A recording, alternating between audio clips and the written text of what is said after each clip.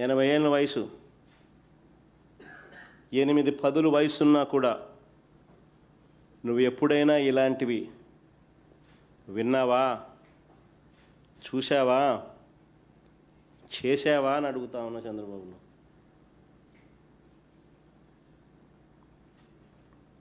అసలు ఏ స్థాయిలోకి వెళ్ళి మేము రివ్యూలు తీసుకునే వాళ్ళము అని అంటే, ఏ స్థాయిలోకి వెళ్ళి ఎంత కమిట్మెంట్ చూపే వాళ్ళము అని అంటే, ఒకసారి ఆ క్లిప్పింగ్ కూడా ఒకసారి రివ్యూ క్లిప్పింగ్ కూడా ఒకసారి వేయండి అమ్మా, ఒకసారి ఇంట్రెస్టింగ్ క్లిప్పింగ్ ఒకసారి చూడండి. సమస్య ఏంటంటే ఈ డేటా ఎంట్రీ ఆపరేటర్ దగ్గర వీళ్ళు కీ ఇచ్చేస్తారు. మొదటి నుంచి మొదలుపెట్టు. మేజర్గా ఫ్లా ఎక్కడ జరుగుతుందని అంటే, సమస్య ఏంటంటే ఈ డేటా ఎంట్రీ ఆపరేటర్ దగ్గర వీళ్ళు కీ ఇచ్చేస్తారు. మేజర్గా ఫ్లా ఎక్కడ జరుగుతుందని అంటే, వీళ్ళకి డేటా ఎంట్రీ ఆపరేటర్ దగ్గర కీ ఇచ్చేస్తారు. ఆ కీ ఇచ్చేసి వీళ్ళు పట్టించుకోరు. ఈ కీ ఉంది కదా అని చెప్పి స్లో విల్ స్టార్ట్. మనము టైటిలింగ్ యాక్ట్లో బ్లాక్ చైన్ టెక్నాలజీ అని పెట్టాం sir, which is tamper proof. ఆ టైటిలింగ్ యాక్ట్ కూడా ఒకసారి చదువుకోండి. అక్కడ కొంచెం ట్యాంపర్ ఎవరైనా చేయాలని అనుకుంటే కూడా, చెయ్యాలని దురుద్దేశంతో ఆలోచన చేసినా కూడా చెయ్యలేని విధంగా నీ సిస్టమ్ను డెవలప్ చేయాలి.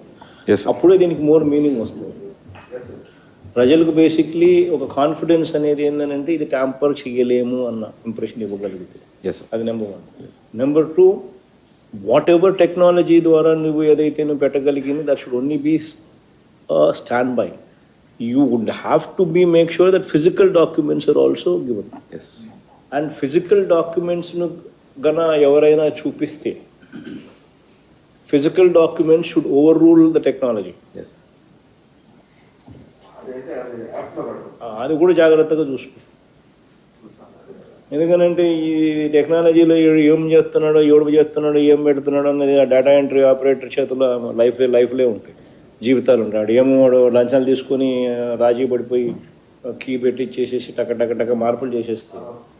అప్పుడు ఫిజికల్ డాక్యుమెంట్ ఉండి లాభం లేకుండా పోతుంది.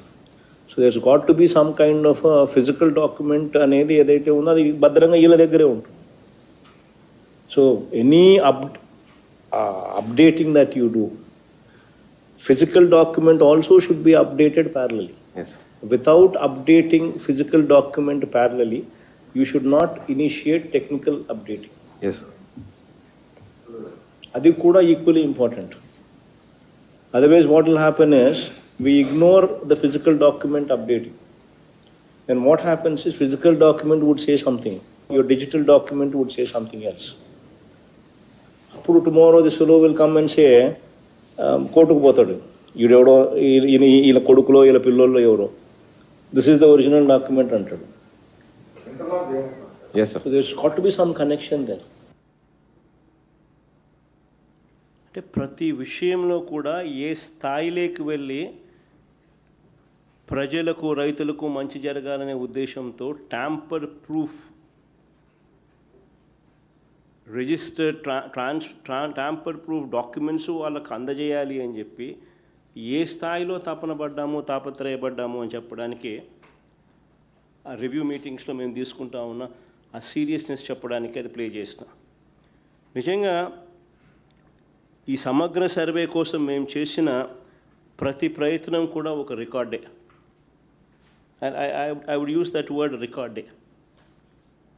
ఎలా అని చెప్తా. ఏకంగా 15,000 గ్రామ సచివాలయాలు, ఏకంగా 15,000 గ్రామ సచివాలయాలు ఒక record. Never in the past. ఏకంగా 15,000 గ్రామ సచివాలయాలు ఒక రికార్డే. ప్రతి సచివాలయంలో దాదాపుగా 10 మంది ఉద్యోగులను నియమించడం, అది ఇంకో రికార్డే.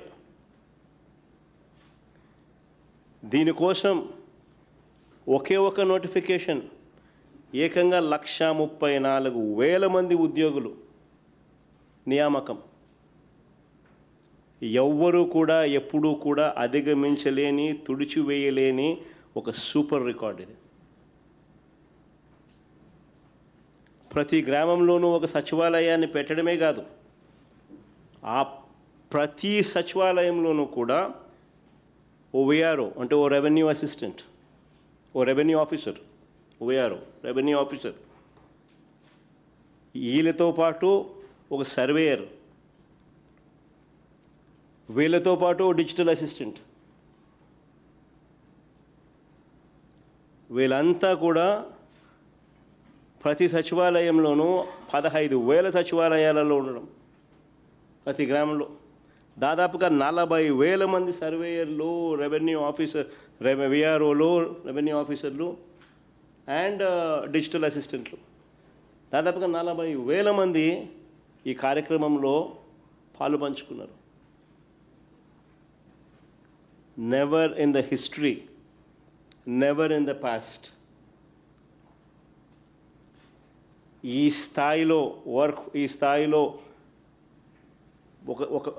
ఒక వ్యవస్థను క్రియేట్ చేసి రైతులకు, ప్రజలకు మంచి చేయాలి, శాశ్వత పరిష్కారం దిశగా అడుగులు పడాలి, పూర్తి ప్రక్షాళన చేసి సమగ్ర భూ సర్వే చేసి ట్యాంపర్ ప్రూఫ్ డాక్యుమెంట్స్ చేతిలో పెట్టి ఆ తర్వాత కూడా ఆ సిస్టమ్ను మెయింటైన్ చేయాలి అప్డేట్ కాబడ్డ పరిస్థితుల్లో అని తపన పడిన ప్రభుత్వం ఎప్పుడూ లేదు.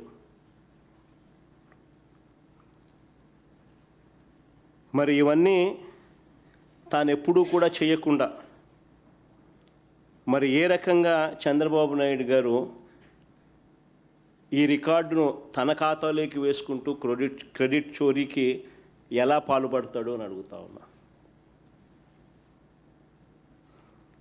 నిజంగా ఇవన్నీ కూడా ఏవి కూడా ఒక్కటి కూడా చంద్రబాబు నాయుడు హయాంలో జరగల.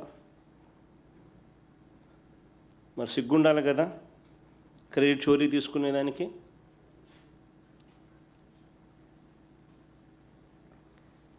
ఇదొక్కటే కాదు, మేము ఇంతటితో ఆగిపోలేదు.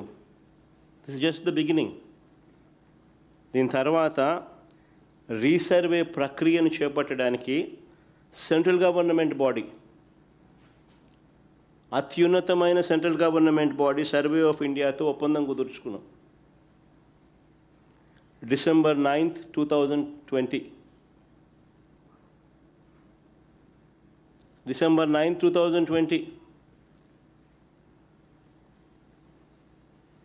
సర్వే ఆఫ్ ఇండియాతో ఒప్పందం కుదుర్చుకున్నాం. ఏపీ ప్రభుత్వము సర్వే ఆఫ్ ఇండియా ఒప్పందం కుదిరిన తర్వాత అడుగులు ఇద్దరం కలిసికట్టుగా వేయడం మొదలెట్టాం. మేము చేపట్టిన ఈ రీసర్వే, సమగ్ర రీసర్వే యూరప్లోనూ అమెరికాలోనూ ఏ టెక్నాలజీ అయితే వాడుతున్నారో, ద లేటెస్ట్ టెక్నాలజీ, ఆ టెక్నాలజీని ఇక్కడికి తీసుకొచ్చాం. ఆ టెక్నాలజీ వాడడం కోసం తెచ్చాం.